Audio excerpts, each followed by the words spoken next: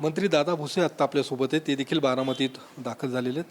दादा काय सांगणार, ज्या पद्धतीने दादांचं अशा पद्धतीने अपघाती मृत्यू झाला आहे, काय नेमक्या भावना आहेत?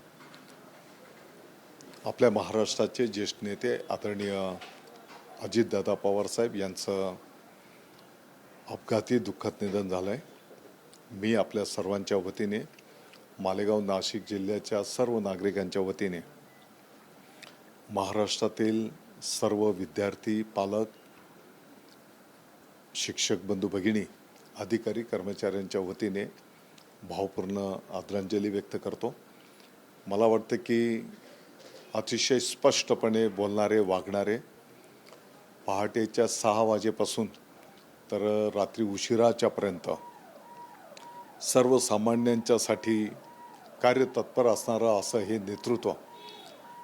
कालच कॅबिनेटमध्ये आमची अतिशय हसत खेळत चर्चा झालेली आणि आज आपल्यावर त्यांना आदरांजली वाहण्याचा दुःखद प्रसंग आपण स्वप्नातही या गोष्टीचा विचार केलेला नाही.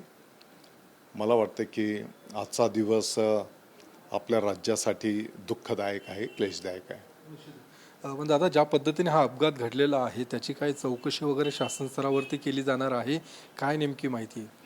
मला वाटतं की वरिष्ठ पातळीवरचे नेते या संदर्भातलं जे काही योग्य उचित असेल त्या पद्धतीचा निर्णय करतील. अंत्यसंस्काराची काही माहिती मिळाली का दादा, कधी केलं जाणार किंवा काय कशा? मला वाटतं की काही वेळेमध्येच माननीय मुख्यमंत्री महोदय, माननीय उपमुख्यमंत्री महोदय पण इथे येत आहेत. आता त्यांचे कुटुंबीय पवारसाहेबांचे जे काही निर्णय करतील त्याप्रमाणे पुढची कार्यवाही होईल. धन्यवाद. कॅमेरामन विशाल रायपुरेसह योगेश बोरसे, TV9 मराठी, बारामती.